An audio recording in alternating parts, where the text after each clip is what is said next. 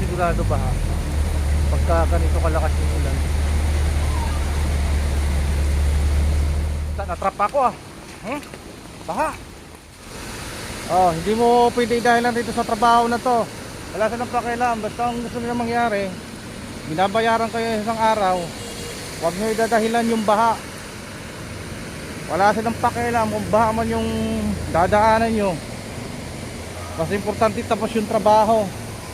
O paano tayo makakadaan nito? Wala na, malalim. Oh.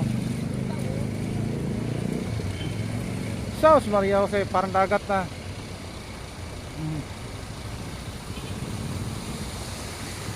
Ano na to?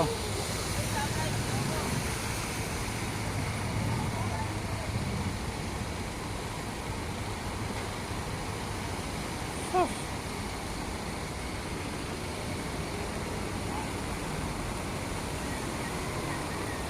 Ay nako.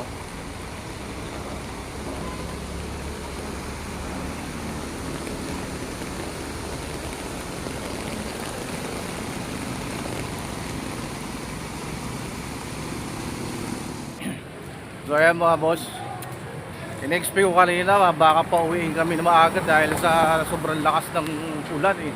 Kaso hindi, hanggang sa tapos talaga namin yung ruta namin, no? Ayun, tapos na. Kaya uwi, grabe kanina lakas ng ulan at saka baha doon sa may Banawe. Grabe, tuloy-tuloy lang, basang-basa na tuloy ako. Pati sapatos ko, basang-basa eh. Hanggang ngayon, oh, mukhang uulan na naman, no? Dilim na naman ang kalangitan eh. Oh. Ako po. Kaya yun, sabihin nyo sa akin, tamad ako.